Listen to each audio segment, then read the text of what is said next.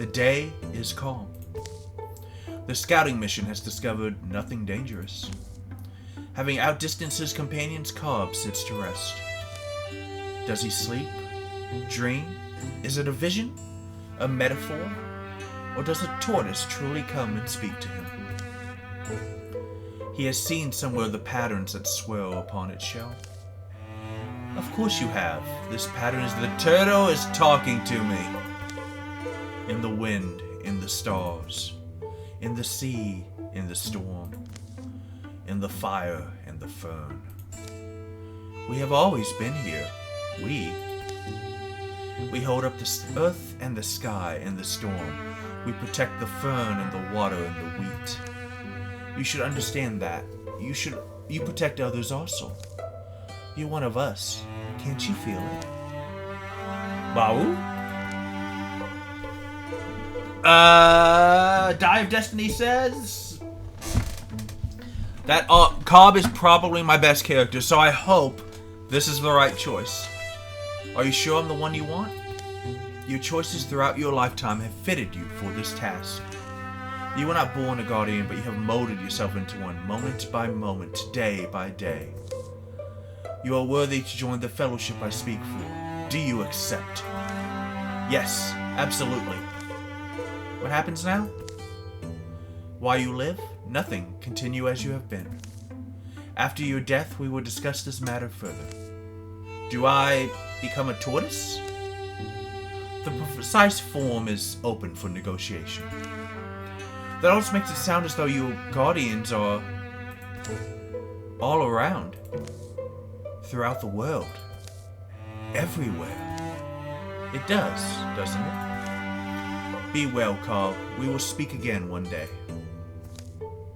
Hey, Cobb, you been napping on the job? No, Did you see That's a pretty cool tortoise pendant. Did you just find it here?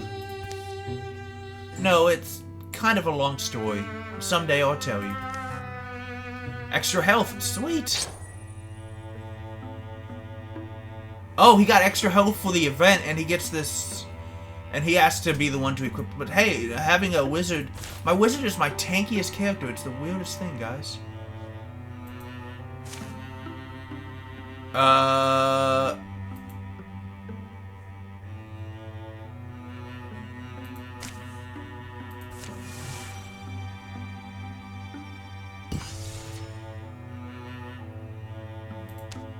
Okay, well, here we go.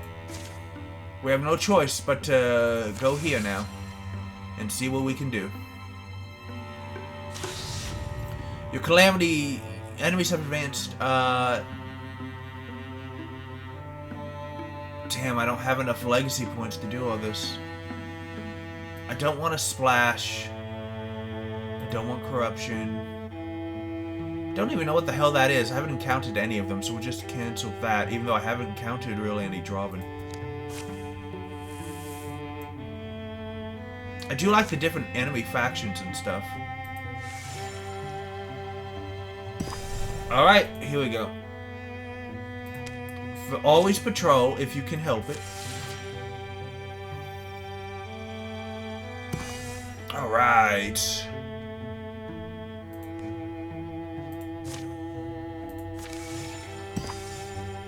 Cleared of the infestation. Let's fight. The rain hasn't let up much through this summer. The earth is soggy and stinking like a corpse. Hills have sunk, and dead mice float in flooded fields. People are moving towards the mountains. Going by Arnon's map, we're nearly there. This won't be our last fight.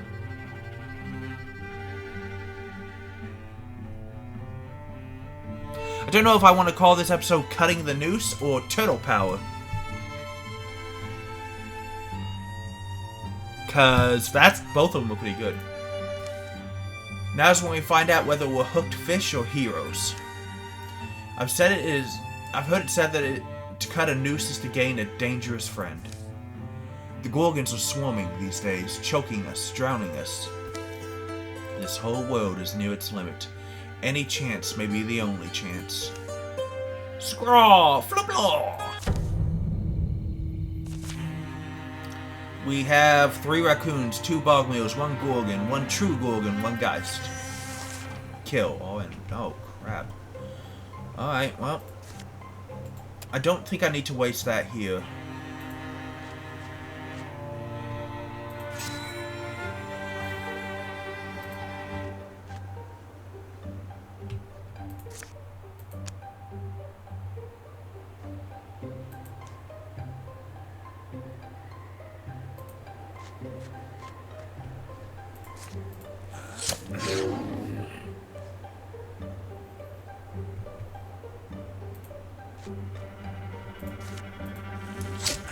So now we're just going to start shooting this bear.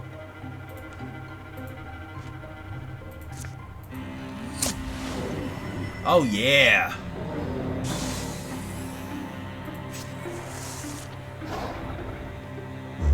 Oh no, he sounded an alarm, which means that he's telling everybody where we are, I'm guessing. Damn bug. Okay, here's the thing. Oni.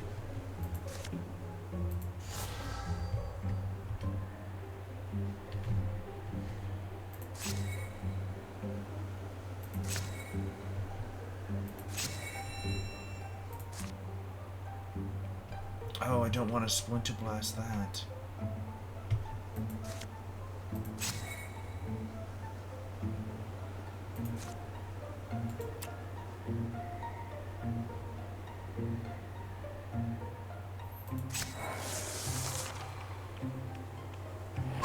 There you go. Oh, evil raccoons. And go. Oh, God, this is going to be really terrible. This... That's about as dangerous as you're going to get. Okay, well. Next turn, I'm going to want to... Nope. Thank God it did not move me there. Took cover and did damage to the...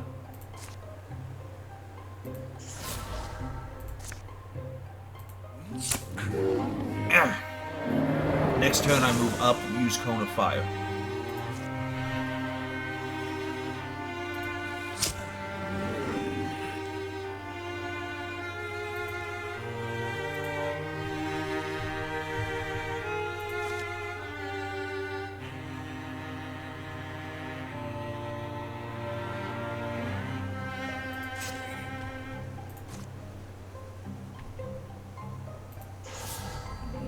There you go.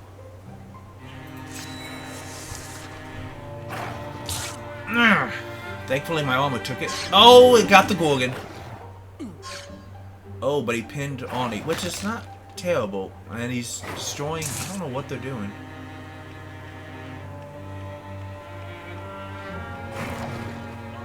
Oh no, oh no, oh no, no, he got her.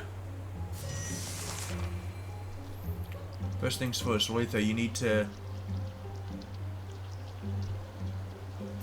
get back.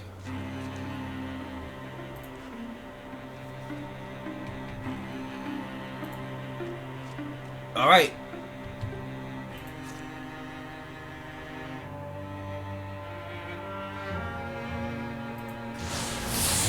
Yeah!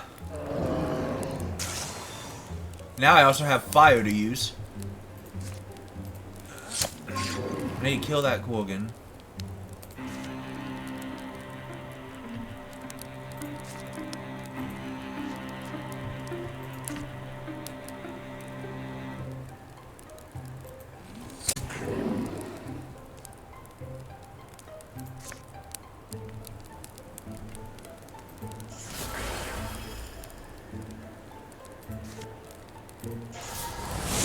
Yeah, take this! For I control the flames. Nope, took cover.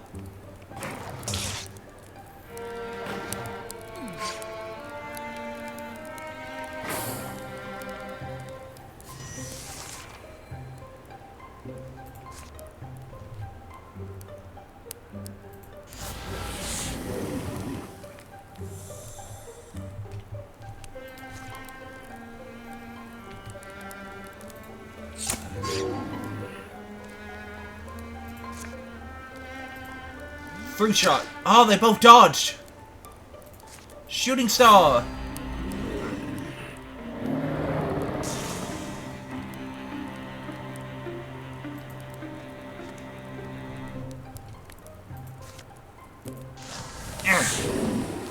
10 damage.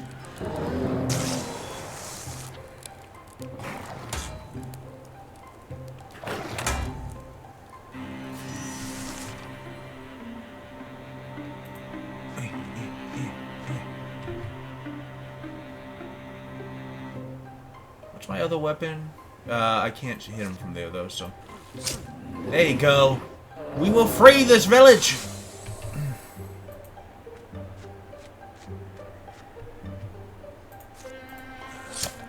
Haha! Lover's Vengeance, +4. Wow. That's what I'm talking about. Right there. We got the Winter Shard Great Axe.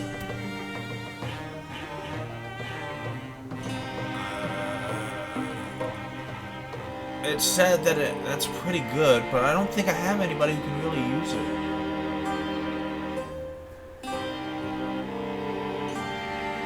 I'm gonna give it to...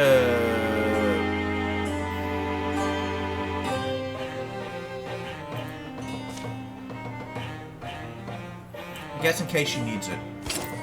We got the +5 block. So your block is 57, your block is 70, 49, 47... 47, 62. We'll give it to you. Yeah, she got lots of loot for this fight. Got my back. May not be done fighting. Onan emerges rather suddenly from a damp shadow standing before a root frame tunnel. So you made it. You doubted we would? The ode deepest leads them into the dark. The earth walls are slimy and black. Streams of water slosh on either side of a hastily heaped gravel path. Clods plop from the ceiling. Support beams have clearly been rushed into place. Don't take any off-wood tunnel, they've been falling in. Deeper in, earth walls give way to granite. The worn rots. The flowing water follows cavern tunnels away from the main tunnel to some dark end. When will you abandon this place? Oh no, we can't. Do you want breakfast? It's mid-afternoon. Ah, but we're not chained to the sun cycle. We have breakfast whenever. I like this guy. He's got a good attitude. Oh? Onan shows the way inside a marked passage. A weird smell beckons them through. To the other side. Here they are, dear. The Badger and the Mystic. And more to follow. Blah! Well, did you offer them Grum? Sure I did. No one wants lukewarm, chewy old Grum. I keep saying. What's that smell? Breakfast? Damp feet is my guess. Moch tea? Oh hi, adventurers. This is some drunk I know. Yes, I'm Velda. It said I was born in the basin of a dried caldera to spirits of the salt and rock. Does get said a lot, but not actually true. What is with these people? Right, technically it's false. You two are married to each other? We're mostly married. In times of strife, it's nice. Let's stay on course. The reason we're here, Aretha, can they help us? The mythicist shows his dazzling impatience. You came because you must defeat the Gorgons, is that right? We were told you knew how. I know what the Gorgons did. Their leader. I learned of him. Ostrix. Onan tucks it into a bowl of beige musk. Looks like shrummy gruel with some kind of green gold dressing. Ostrix, chew chew. We know that name well enough. Yes, Ostrix raised a great number of his brethren. And they went to the valley of god-beast Mo Antuna. And of that great god-beast, they made pewter. Velda gazes on all attending from beneath the massive horns adorning her head. A scowl twists her already crooked features. Onan finishes his meal, pours out his beer, and wipes it on his cowl. Who? Mo Atona. Mo Atona is an ancient one, a keeper of balance. The unassailable balance of Mo Atona keeps all opposing forces of this world in harmony. And because Mo Atona's dead, that throws off the weather? And the seas and the peaks. All will turn into a big blue Gorgon soup. Us the carrots and the beans, and you the onions. So that's what Ostrix needed his army. While to slay a god. Well, what was the point of that spear we bled over? Wasn't that supposed to be the symbol he needed to unite whatever Gorgon's behind his crusade? What matters is this: Moatona cannot die. She's petrified. The reason I called you here is that I've been hoarding a certain restorative spirit distilled from the roots of the extinct bullflax flower. I call it root beer. Duh, what? A medicine? My root beer should be able to restore the great Moatona if you can get it to her. My brewing goddess, Velda. Well, assuming that's all true, why us? Don't you have your own lackeys? The deep down sum of it is, we're afraid, so our people are made frail. Water's the worst doom. The Gorgon leader is strong and fearless, so too are his hordes. We are too old, slow. I'm scared to die. The Gorgons aren't going to let us do this thing, are they? And do we know where to go? And are we sure reviving this god beast will fix everything? The badger grows quite asky, but I'll answer all your questions. Over breakfast! I'm still hungry. It's salty warm! Velda is true to her word, and as Arnon serves up bowls of grum, she draws a serviceable map upon the wall in pale chalk. The food is surprisingly good! Lastly, Velda hands over her healing ale, a single, sealed, earthenware bottle. Soon they're on their way again. They carry the hope of all the land and its creatures in one fragile bottle. Oh no! Damn raccoons! Okay, well, we're going straight there.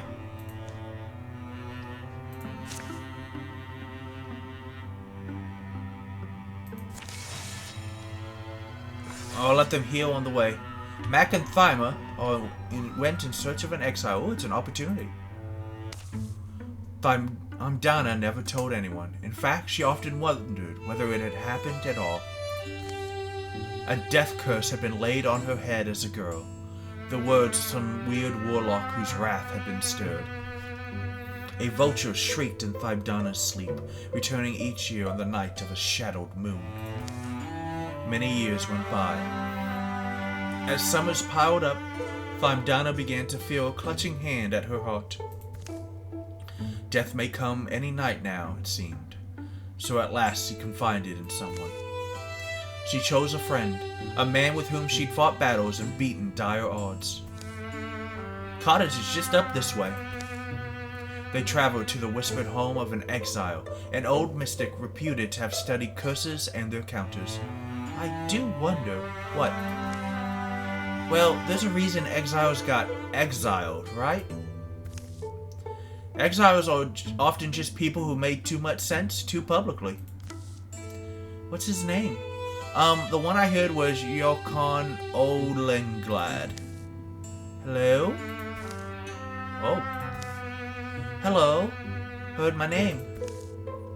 Shadowfawn night things, moonwalkers and lostlings. If you creep hungry to my cottage door, away again! I'm no morsel for a tooth, nor treasure for a... Oh. The man shines a light on their faces. Two couth travelers, ho, come inside. It's late, but I've got eggs. Ooh, I like eggs. They tell this exiled mystic about Thymdana's curse as he fries eggs in a salted bath of milk, salt, and crushed herbs. Curses, hexes, are really extensions of nature. Agents of a wild will, like beasts like fire, eating, breathing, destroying. Once a curse is spun into motion, it follows the course of chaos. The trick then is to trap it, to lure it out of the life it circles and bind it within a prison. Sure, I know how to do this, but the cost is always steep. That's unsurprising. What do it take?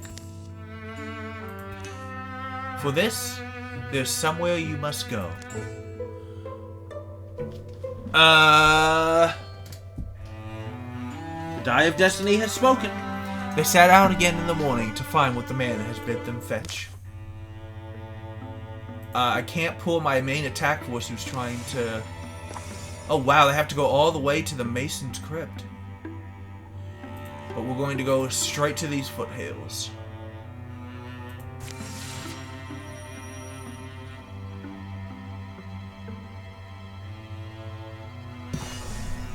patrol. I need to have clarity at my back.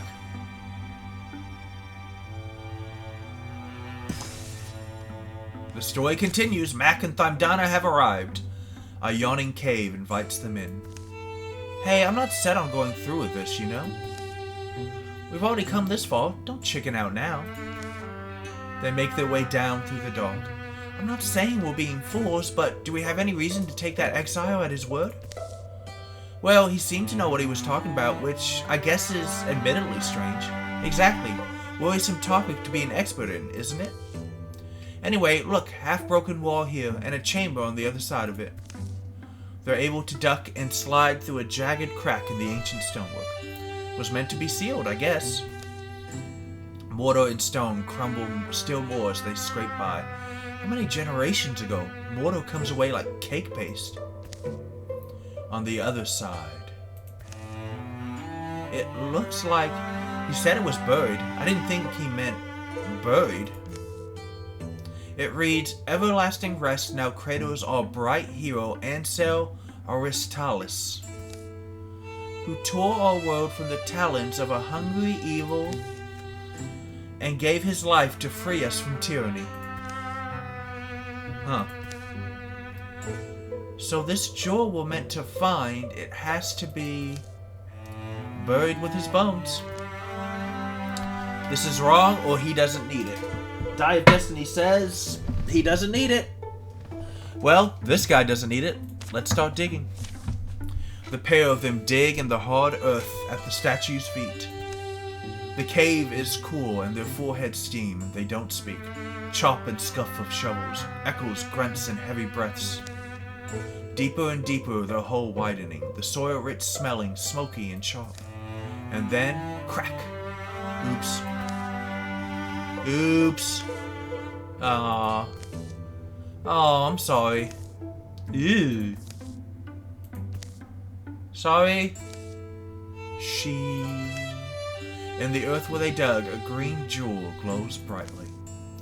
This little gem is what Yokron wanted? This can trap a curse? We've already done the worst part. Might as well see it through. Mac? What do you figure this means? The ghost shouts wordlessly and attacks! Oops. Spectral hero.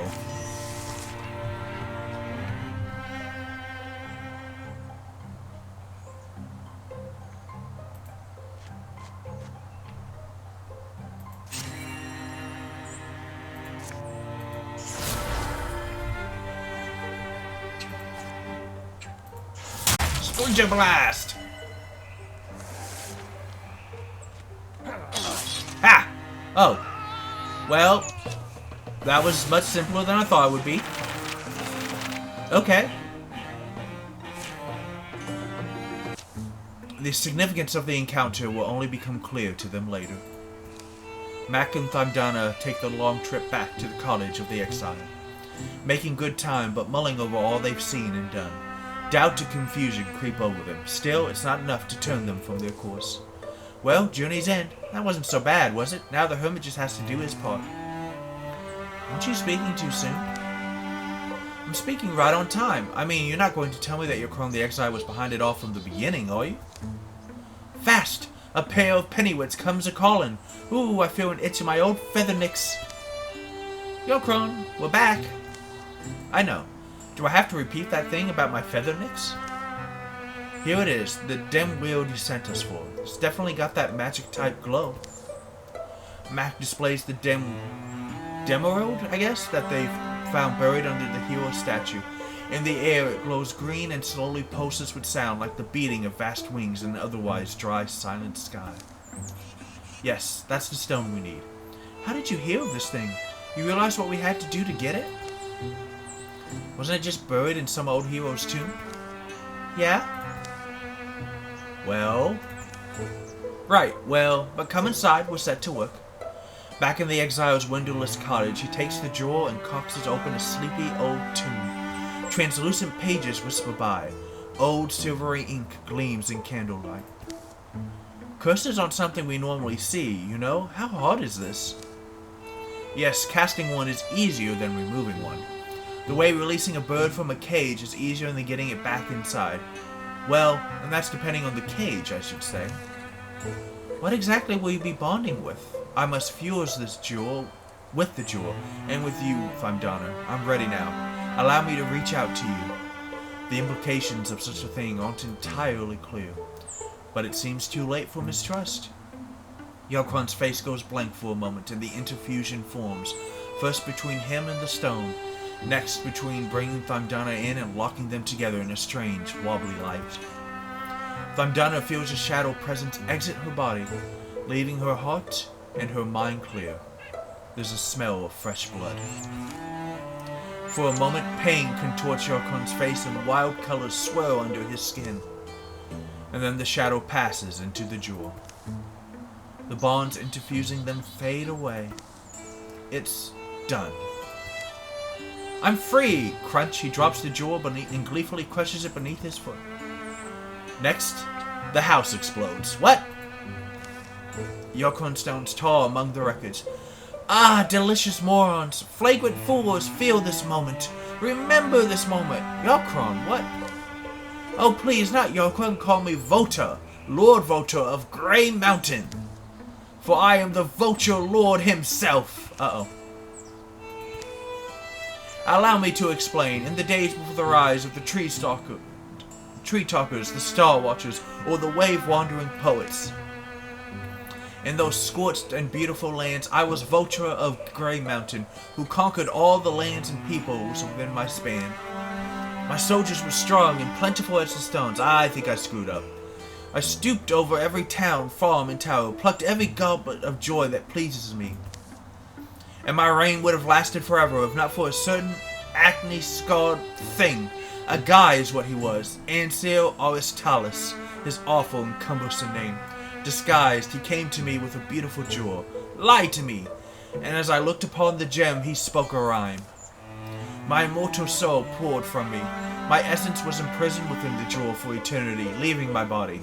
This shell you see before you, powerless but alive. Over so many millennia I roved, for untold stretches of time. I was so weak I could barely eat, but I did hunger. Hunger was all I had. But then things changed. It was you, wasn't it? Yes, around the time you were a child, Thymdana, a mighty quake split the earth. The sealed chamber where Aristalis was buried with my powers must have broken. This allowed some of my strength to seep back to me. Unfortunately, the hollow tomb still repelled my gaze, my steps, my efforts to attack it. Only someone with good intentions would be able to remove the jewel. Ingeniously then, I laid a curse upon a child. One destined to be a hero, one capable of seeking out and exhuming the gem. Once retrieved, I would bind the curse into the prison in place of my own soul, freeing me eternally and at last. Then all begins and ends with you. Oh, trust me, nothing's close to ending. Soon enough, your whole world will be reborn. As they move to attack, the man is gone. The Vulture Lord has been unleashed. Oh, he gets more time. That's... So I guess if you're doing like a longer playthrough, he can come back or something. I don't know. Extra armor and warding. Every other turn can make a daring leap. Gets a bonus to all campaign level tasks. Or cooldown removed can use... I'm going to do endurance because extra armor and warding sounds nice.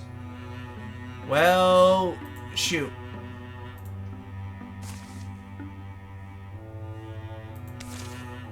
I guess you guys will just have to go here. We've cleared the infestation, and now it's time for the next episode.